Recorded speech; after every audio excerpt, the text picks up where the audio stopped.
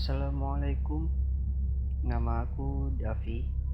Halo semuanya, aku mempunyai beberapa cerita yang bisa dikatakan menurut aku lumayan seram dan memacu adrenalin. Cerita ini bermula ketika aku masih berstatus sebagai mahasiswa di salah satu perguruan tinggi yang ada di Batam.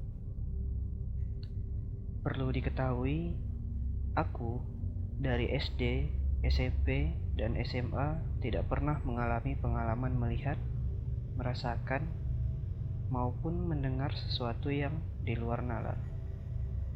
Sekalipun pernah dulu waktu aku SD kelas 4 atau kelas 5. Yaitu aku mengalami sakit malaria berdua dengan ibu aku, yang mana dikatakan bahwa kami berdua diguna-guna.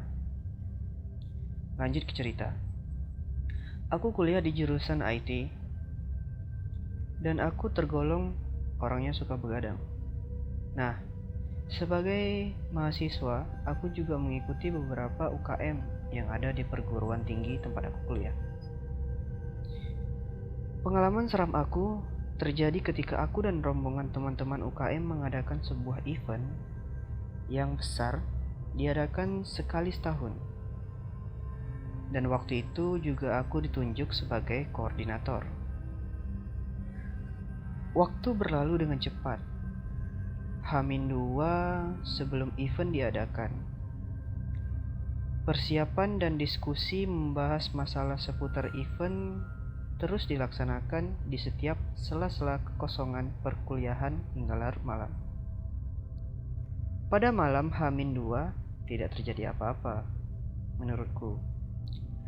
Hanya mungkin kecapean. Waktu persiapan jadi badan lemas.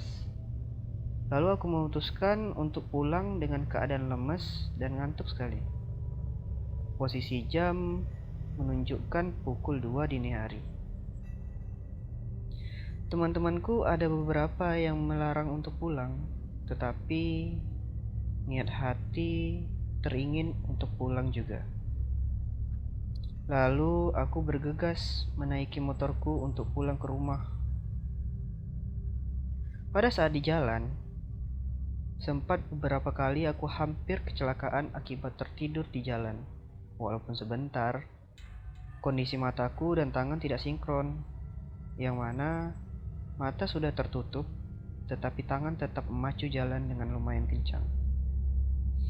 Ketika di jalan, saat melewati salah satu jembatan yang arah dari Batam Center, kalau misalnya yang tahu dari Batam Center ke Tiban, katanya ada beberapa kejadian aneh di sana. Seketika aku mengingat itu dan merasakan badan aku ketarik ke sebelah kiri bahu jalan, dan tangan kananku seperti es, dingin sekali.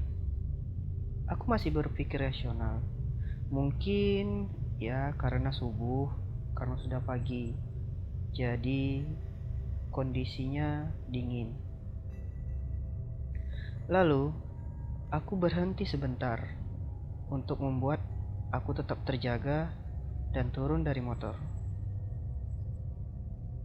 Ketika aku melihat jalan ke depan dan ke belakang,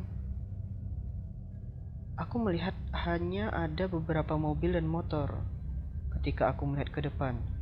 Tetapi pas aku melihat ke belakang, aku melihat ada sosok tinggi besar, seperti tiang listrik, tetapi lebarnya sekitar 1 meteran. Aku kira siluet dari tiang listrik, tetapi posisinya itu di tengah jalan, pas di tengah garis-garis putih yang putus-putus itu. Kaget dong. Aku langsung bilang astagfirullahaladzim. Dalam hati, wah ada yang gak beres nih. Aku bergegas cepat mau pergi. Waktu aku berhenti sebentar tadi, kondisi motor aku tetap menyala, tetapi Waktu aku gas motornya itu langsung mati. Nah, di situ aku mulai merasa ada yang aneh. Kok tiba-tiba mati sih? Sekitaran 2 sampai 3 menit aku berusaha buat nyalain motornya. Ketika udah nyala, ya langsung aku pergi dari jembatan itu. Pas aku lihat ke belakang menggunakan spion, dengan beraninya sosok itu hilang. Tidak ada lagi di tengah-tengah jalan itu. Makin kencanglah aku buat motor. Lalu setelah aku mau sampai di penghujung jembatan, ada yang nyebrang. Ibu-ibu pakai baju putih. Nah, di situ aku tidak menghiraukan sama sekali. Aku tetap melaju. Tapi ketika aku mau naik tanjakan bukit setelah jembatan, aku merasa motor aku berat di belakang. Ya, karena refleks, aku lihat dong ke belakang, tapi nggak noleh langsung. Aku lihat pakai spion. Ingat kan ibu-ibu tadi yang nyebrang? Dia duduk di belakang motor aku. Duduknya nyamping. Kayak duduk cewek pakai rok. Posisi wajahnya menatap aku di kaca, tetapi wajahnya kosong, gelap, hitam, seperti tidak ada apa-apa. Nah, di situ aku udah ngucap tuh astagfirullah banyak kali. Aku baca ayat kursi. Spion pun aku putar ke depan biar nggak lihat yang di belakang. Aku langsung kebut. Selama di motor, aku merasakan di punggung aku itu dingin sekali.